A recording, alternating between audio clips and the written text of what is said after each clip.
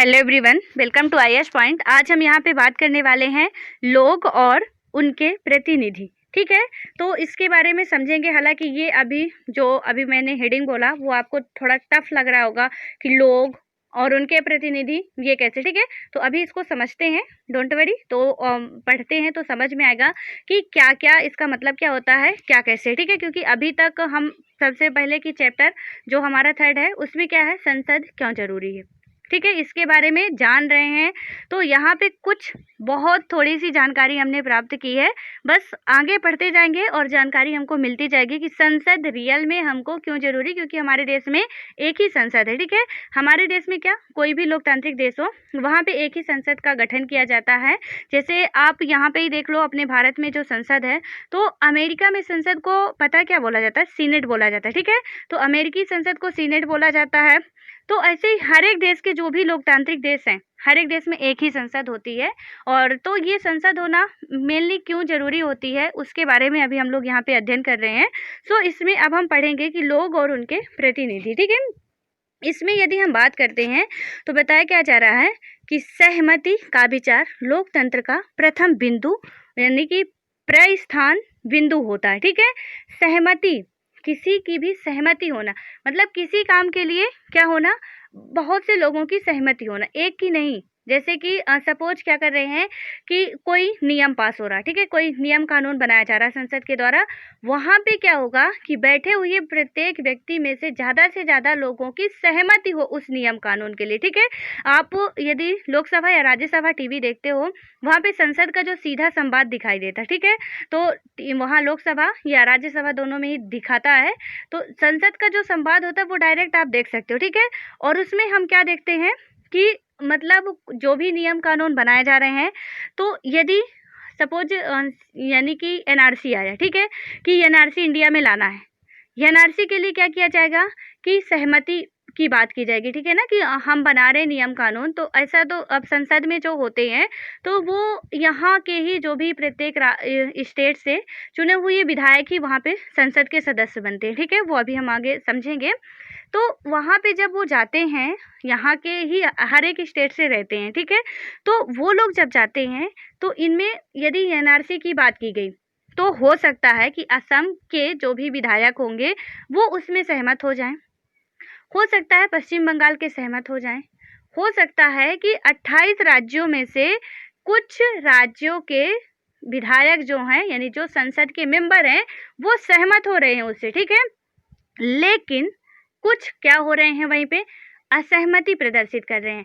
अब यहाँ पे फिर ये देखा जाता है कि किसी भी नियम कानून को जो पारित करना है तो कितने लोग उसमें सहमति हैं। ठीक है, यानी कि ज़्यादा संख्या किसकी है, सहमति वालों की या कि असहमत वालों की। तो जिसमें ज़्यादा होगी फिर वही होता है। यदि ज़्यादा से ज़्यादा लोग असहमत है उस कानून से तो उस कानून को फिर नहीं लागू किया जाता। ठीक है, क्योंकि उनको पता होता है कि हमारे स्टेट के लिए ये सही नहीं है, वो सहमत नहीं होते हैं। और जब तक आपको पता है कि मेजॉरिटी नहीं होगी किसी भी काम के लिए, वो कानून नहीं बनेगा। ठीक है, यानी कि वो एक्ट जो है, वो अधिनियम या की बात करें तो वो कानून नहीं बन सकता है जब तक कि मेजॉरिटी नहीं होगी संसद के जितने भी मेंबर हैं। तो ऐसा नहीं कि पूरे 100% ही उसमें सहमति दे दें, लेकिन 50% से ऊपर होने चाहिए। ठीक है, यानी कि यदि 100% हैं तो 49% क्या हो रहे हैं, असहमत हो रहे हैं, और 51% सहमत हो रहे हैं, तो ही काम बन सकता है, अदरवाइज नहीं बन सकता। ठीक है, तो यहाँ पे पहले जो हमारा ये टॉपिक दिया हुआ है या जो ये पंक्ति दी हुई है इसका मतलब यही है। उसके बाद हम बात करते हैं तो सहमति का मतलब क्या होता है, कि सहमति का मतलब है 4 स्वीकृत और लोगों की हिस्सेदारी। ठीक है, तो अब यहाँ पे सहमति का मतलब भी समझ में आ गया कि और जो मैंने अभी समझाया कि किसी भी काम के लिए यदि वो लोग चाहते हैं, अपनी स्वीकृति देते हैं, ठीक है, तो या अपनी हिस्सेदारी वहाँ पे रखते हैं, तो ही वो क्या हो सकेगा, काम आगे बढ़ाया जाएगा। उसके बाद आता है कि लोगों का निर्णय ही क्या होता है, लोकतंत्र सरकार का गठन करता है। यानी कि हमारा और आपका भारत में, भारत में क्या, किसी भी लोकतांत्रिक देश में, यहाँ पे अभी हम भारत नहीं ले रहे हैं, ठीक है, विश्व के जितने भी लोकतांत्रिक देश हैं उन सब की बात कर रहे हैं कि वहाँ पे क्या होता है कि लोग ही यह निर्णय करते हैं कि हमारी सरकार किसकी आनी चाहिए, कैसी सरकार होनी चाहिए, ये लोगों के हाथों में होता है। ठीक है, अभी आपको पता मोदी जी की सरकार चल रही है, आपकी स्टेट में अलग अलग सीएम की सरकार चल रही है, लेकिन हम देखते हैं कि यदि ये इनके द्वारा अच्छे से काम नहीं किया जा रहा है, सो हम क्या करते हैं, 5 साल बाद हमारे हाथ में वो राइट्स होता है कि हम उनको हटा सकते हैं। तो यहाँ पे सरकार का गठन कौन करता है, भारत यानी कि किसी भी लोकतांत्रिक देश के लोगों के हाथों में यह निर्णय लेने की क्षमता होती है कि वो किसकी सरकार बना रहे हैं, कैसी सरकार बना रहे हैं, वो उन पे डिपेंड करता है। ठीक है, उसके बाद आता है और उनके कामकाज के बारे में बात करें तो फैसला देता है। इस तरह के लोकतंत्र के पीछे मूल सोच ये होती है कि व्यक्ति या नागरिक हो, मतलब कि या नागरिक ही सबसे महत्वपूर्ण होता है। ठीक है, यानी कि बात करें तो इस तरह के लोकतंत्र के पीछे मूल सोच क्या होती है, जो कि हम बात करें तो यहाँ पे मूल सोच का मतलब क्या है कि सीधे तौर पे यदि हम 100 बात की एक बात कहें तो इसका होता है कि किसी भी लोकतांत्रिक देश का व्यक्ति या नागरिक ही सबसे महत्वपूर्ण माना जाता है। ठीक है, और लोकतंत्र का मतलब ही होता है जनता का, जनता के लिए, जनता के द्वारा किया गया शासन। तो यहाँ पे क्या है कि लोकतांत्रिक देश चाहे वो कोई भी हो, यहाँ पे मैं आपको फिर बता दूं, इंडिया नहीं ले रहे हैं, पूरे विश्व की बात कर रहे हैं, कोई भी किसी भी कंट्री का लोकतांत्रिक जहाँ पे सरकार चल रही है, या जितने भी लोकतांत्रिक देश हैं, चाहे फिर वो अमेरिका हो, चाहे भारत हो, चाहे अदर कंट्रीज हो। ठीक है, तो सबको ले रहे हैं, सब वहाँ पे क्या होता है, जनता के हाथों में सब कुछ होता है। उसके बाद आता है और सैद्धांतिक स्तर पर सरकार एवं अन्य सार्वजनिक संस्थानों में इन नागरिकों की आस्था होनी चाहिए। ठीक है, व्यक्ति सरकार को अपनी मंजूरी कैसे देता है। अब हमारे सामने एक अगला क्वेश्चन आ रहा है कि कोई भी व्यक्ति, यानी कि हम लोग जो है अभी हमने पढ़ा ना जस्ट कि स्वीकृति देनी चाहिए, यानी कि जनता के हाथों में होता है, तो माइंड में ये भी आना चाहिए कि भाई हम सीएम के पास तो जाते भी नहीं है, मतलब हमारे उतने लंबी पहुंच ही नहीं है, वोट दे देते हैं, उसके बाद तो हमको कोई चीज पहचानता तो है नहीं। ठीक है, गांव के सरपंच के पास तो जाना मुश्किल हो जाता है, सीएम के पास क्या जाएंगे। तो यहाँ पे क्या कि व्यक्ति सरकार को अपनी मंजूरी कैसे देता है, जैसा कि आपने पढ़ा, मंजूरी देने का एक तरीका तो चुनाव ही है। ठीक है, कि हम यदि सरकार को चुन रहे हैं, वो हमारे प्रतिनिधि के रूप में वर्क कर रही है, और क्लास 7th क्लास में हम लोग अच्छे तरीके से समझें। ठीक है, और आई होप कि आप सभी को समझ में भी आ गया होगा। यदि आप में से जो भी वहाँ के वीडियो नहीं देखे पहले के, वो आप लोग देख लीजिएगा, प्लेलिस्ट में मिल जाएंगे। वहाँ पे हम लोगों ने अच्छे तरीके से समझा था कि कैसे चुनाव होता है। ठीक है, कैसे चुने जाते हैं, और जो चुने हुए मेंबर होते हैं वो जनता के प्रतिनिधि के रूप में वर्क करते हैं। ठीक है, तो यहाँ पे क्या है कि पहला तो यही हो गया, यानी मंजूरी कैसे देते हैं, अब ये समझ रहे हैं। ठीक है, तो ये इस क्वेश्चन को ध्यान में लेके चलना है। तो यहाँ पे मंजूरी कैसे देते हैं, तो पहला हो गया कि मंजूरी देने के एक तरीके यानी चुनाव, यानी हम किसी को चुन के भेज रहे हैं, तो उसमें हमको थोड़ी बहुत आशाएं होंगी कि इस व्यक्ति को हम चुन के वहाँ पे भेज रहे हैं, तो ये हमारे लिए थोड़ा अच्छा वर्क करेगा। ठीक है, जैसे हम अपने क्लास से ही आप एग्जांपल लीजिए कि हमारी क्लास चल रही है। ठीक है, अब वहाँ पे हमको किसी को क्लास का सीआर बनाना है। ठीक है, यानी कि क्लास रिप्रेजेंटेटिव बनाना है, तो उसमें हमको क्या करना पड़ेगा, ऐसे होता है ना, चुनाव होता है कि मतलब बच्चे होते हैं, तो उनमें से पूछा जाता है कि आप किस पे ज़्यादा ट्रस्ट करते हो, मतलब किस में आपको ऐसा दिखता है कि लीडरशिप करने की क्षमता है।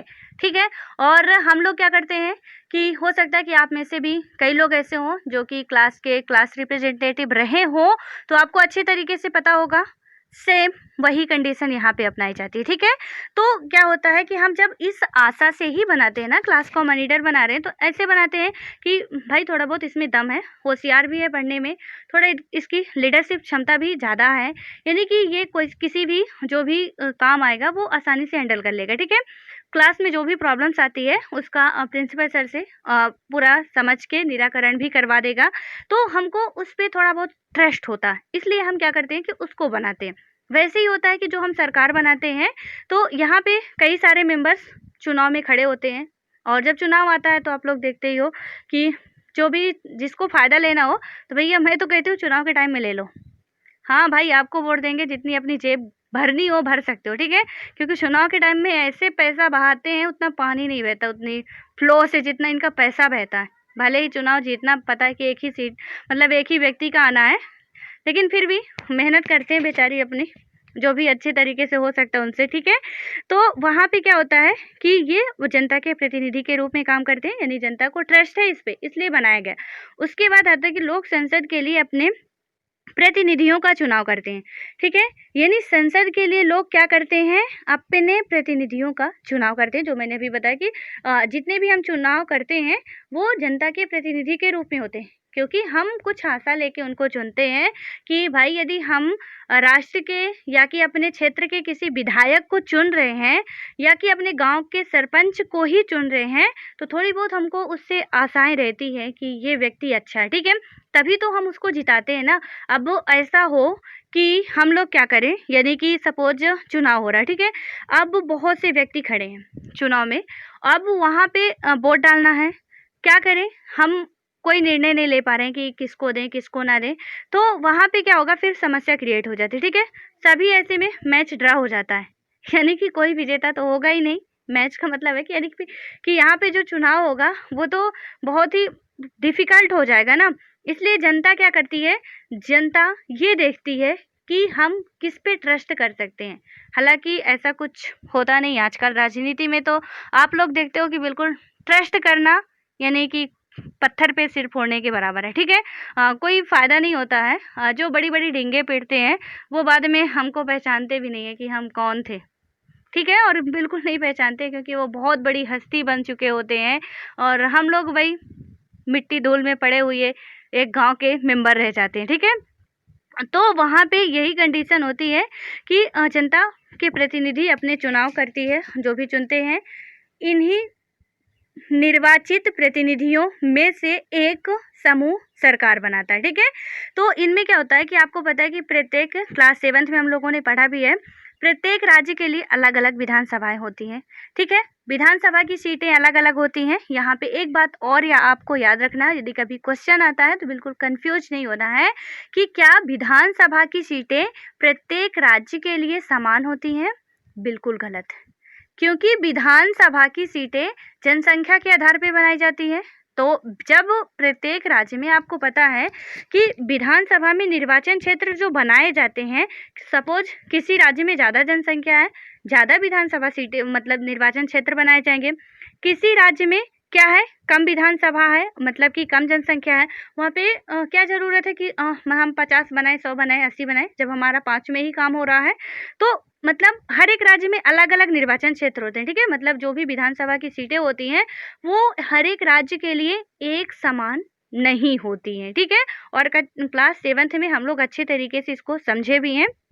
उसके बाद यहाँ पे बात क्या की जा रही है कि जनता द्वारा चुने गए सभी प्रतिनिधियों के इस समूह को ही संसद कहा जाता है। यानी कि सबसे पहले तो जो भी निर्वाचित क्षेत्र होते हैं यहाँ के, मतलब प्रत्येक राज्य के जो भी विधायक सांसद होते हैं, इनमें से कुछ लोगों को मिला के सरकार बनाया जाता है, वही संसद के मेंबर कहलाते हैं, ठीक है। और वो वहाँ जाके फिर नियम कानून जो बनाते हैं। क्या होता है कि जनता द्वारा चुने गए सभी प्रतिनिधियों के इस समूह को ही संसद कहा जाता है। यह संसद सरकार को नियंत्रित करती है और उसका मार्गदर्शन करती है। इस लिहाजा से अपने निर्वाचित प्रतिनिधियों के माध्यम से लोग ही सरकार बनाते हैं और उस पर नियंत्रण रखते हैं, ठीक है। यानी कि ये जो हम पूरी प्रोसेस समझते हैं, तो यहाँ पे सबसे ज़्यादा किसका रोल हमको दिखाई दे रहा है, जनता का दिखाई दे रहा है, दैट मीन्स हमारा दिखाई दे रहा है, ठीक है, कि हम ही सरकार बनाते हैं और हम ही उस पर नियंत्रण रखते हैं। अब नियंत्रण रखने का मतलब कैसे हो गया कि यहाँ पे सपोज कोई नियम कानून गवर्नमेंट पास कर रही है, ठीक है, संसद के द्वारा कोई नियम कानून लागू किया जा रहा है, बट क्या हुआ कि वो नियम कानून हमको ऐसा लग रहा है कि ये हमारे लिए उचित नहीं है, ठीक है, ये कहीं ना कहीं गलत है।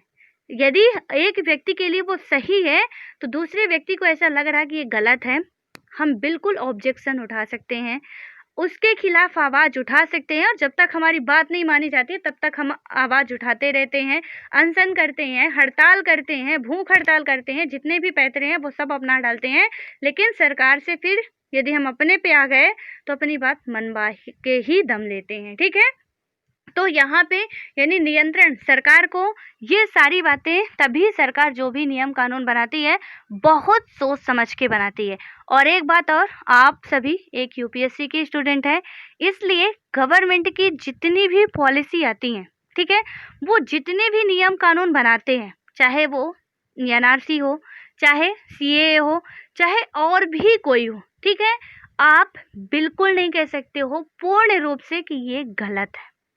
बिल्कुल कतई नहीं कह सकते हो। एक सिविल सर्विस के स्टूडेंट जब तक हो तब तक आप अपने निजी लाइफ में कुछ भी कहो कि ये गलत है, बिल्कुल गलत है, हमको समझ में आ रहा है कि हमारे लिए फ़ायदेमंद नहीं है, गलत है, सब कुछ है, लेकिन हमको एग्ज़ाम वहाँ पे लिखना है। सो हमारी ये मेंटेलिटी होनी चाहिए कि गवर्नमेंट कोई भी जो भी नियम कानून बनाती है, क्योंकि उसको वो जनता के प्रति जवाबदेह होती है, ठीक है, उसको जनता को जवाब देना पड़ता है। दैट मीन्स वो सोच समझ के बनाती है। सबसे पहली बात, कई बुद्धिजीवियों का वहाँ पे मत होता है, और उसके बाद ही जैसे न्यू एजुकेशन पॉलिसी लाई गई है अभी, ठीक है, यहाँ पे सिर्फ ऐसा नहीं कि मोदी जी ने कहा कि ये लाया जाएगा और ला दी गई है, काफ़ी ज़्यादा सर्च हुआ होगा, मतलब रिसर्च किए होंगे, बहुत विद्वानों का इसमें मत शामिल हुआ, तब जाके क्या हुआ है, वहाँ पे ये लाया गया फाइनल कि हाँ ऐसा उचित हो सकता है।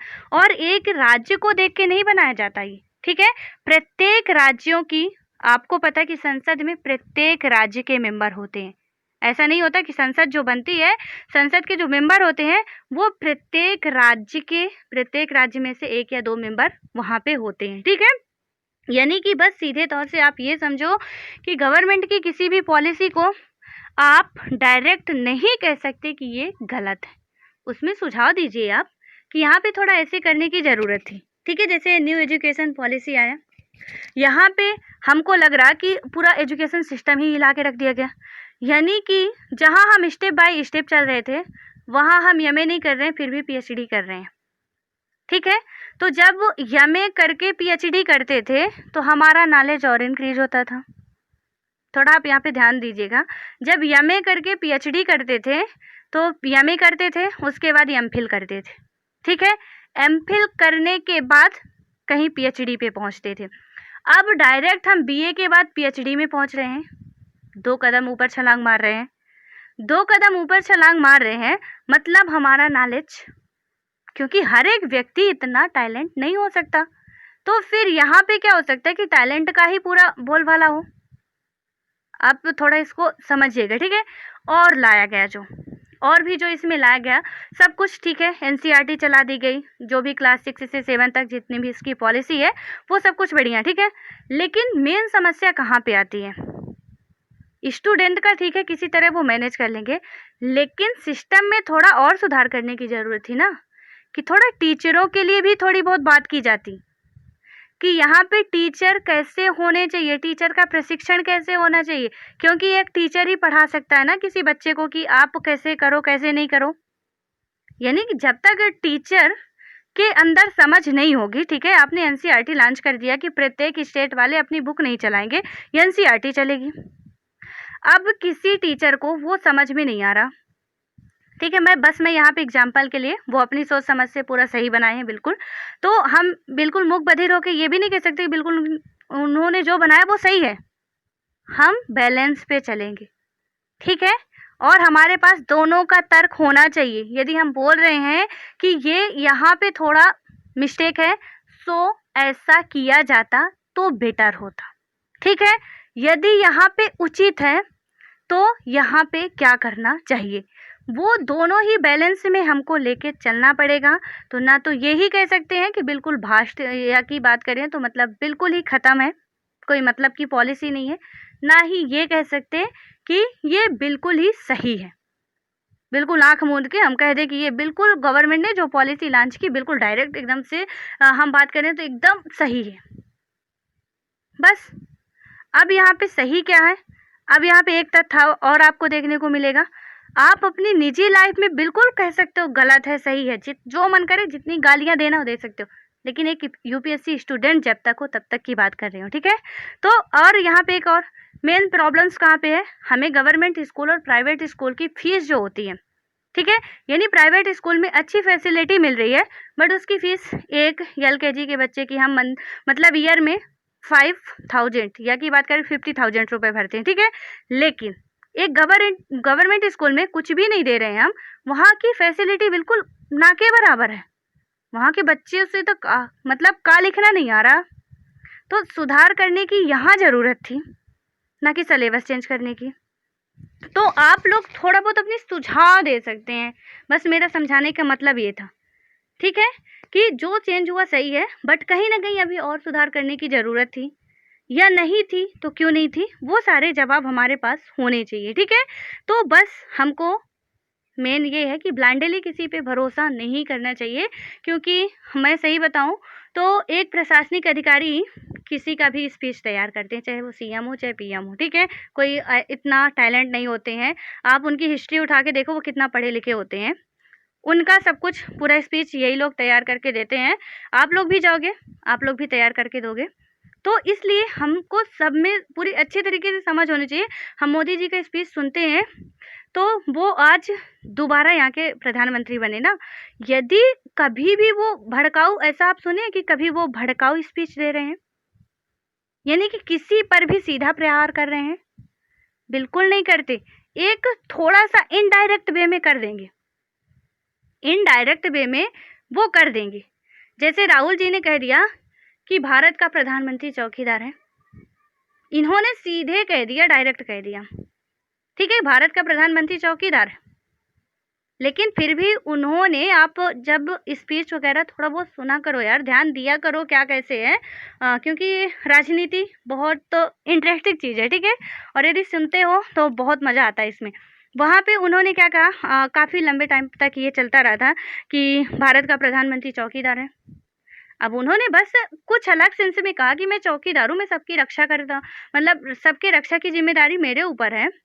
तो उन्होंने कुछ अलग सेंस में कहा, लेकिन उन्होंने तो कुछ अलग सेंस ही निकाल लिया, ठीक है। तो इस तरह आपने क्या कभी सुना कि मोदी जी के द्वारा कहा जा रहा कि राहुल गांधी चोर है, राहुल गांधी बदमाश है, राहुल गांधी गुंडा है? मतलब बस इसको किसी पार्टी पे मत लीजिएगा। मतलब यदि आप हो किसी पार्टी के तो बिल्कुल माइंड से मत लीजिएगा। बस मैं एक एग्जाम्पल के लिए समझा रही हूँ, ठीक है, कि यहाँ पे पूरा इनका स्पीच जो है ना, प्रशासनिक अधिकारी तय करके देते हैं कैसे क्या होगा, और तब वो बोलते हैं। और वो जब बोलते हैं तो सबसे पहले हम तैयार करते हैं ना, हमको एक बैलेंस में चलना चाहिए हर एक चीज़ें। कभी भी भड़काऊ बातें या भड़काऊ कुछ ऐसा नहीं सोचना चाहिए, और ना ही हमको वो अपने माइंडसेट में बैठा के रखना चाहिए, ठीक है। अपने निजी लाइफ में हम कुछ भी करते हैं, डजेंट मैटर, जो भी है हमारी निजी लाइफ है, हम चाहे फिर मोदी को गाली दें, चाहे योगी को गाली दें, और चाहे राहुल को गाली दें, वो हमारा मौलिक अधिकार है, हम अपने अपने घर के अंदर, ठीक है। लेकिन पब्लिक प्लेस में यदि हम जाते हैं तो वहाँ पे बैलेंस बना के चलना पड़ता है। अब मैं यहाँ पे शुरू हो जाऊँ कि राहुल गांधी ऐसे या मोदी ऐसे, तो आप लोग ही मुझ पे टूट पड़ोगे, ठीक है।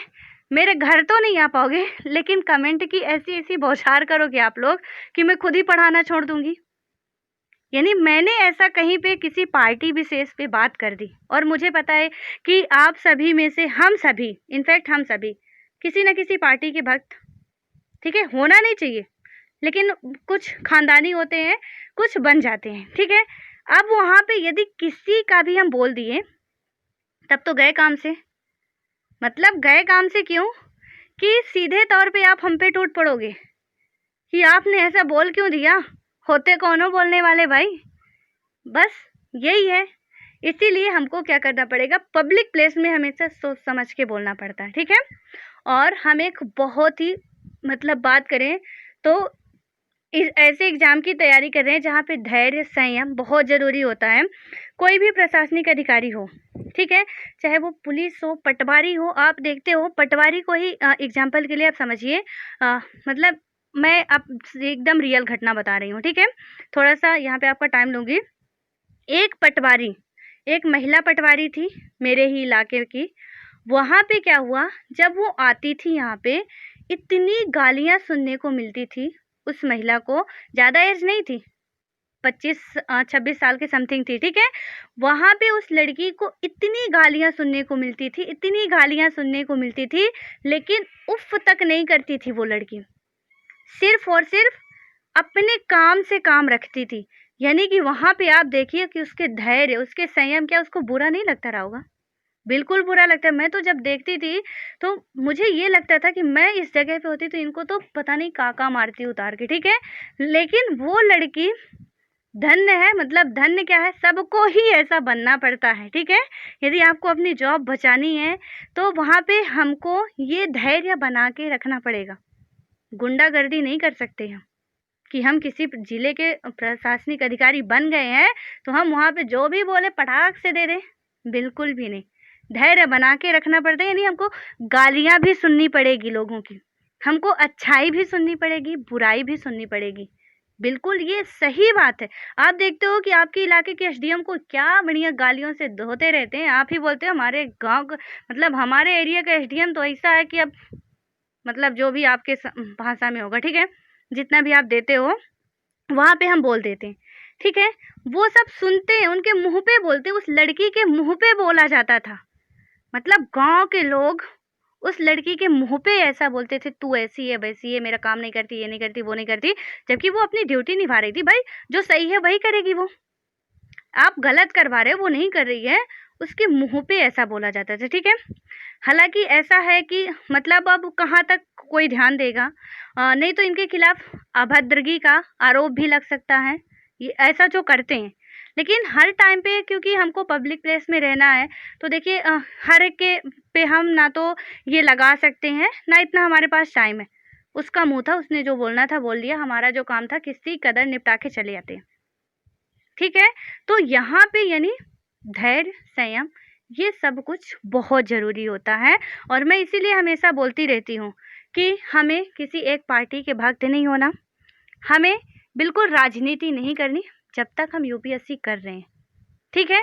उसके बाद आप पद पे जाते हो तो खुद ही आपको समझ में आ जाता है कि यदि हमको कुर्सी बचानी है तो किस तरीके से बचानी है, वो फिर आप समझो। आगे आप खुद समझदार हो कि फिर कैसे करना है, ठीक है? अब इसके बाद यहाँ पे थोड़ा-सा और इसको देख लेते हैं, देन उसके बाद अपना ये क्लोज़ करते हैं।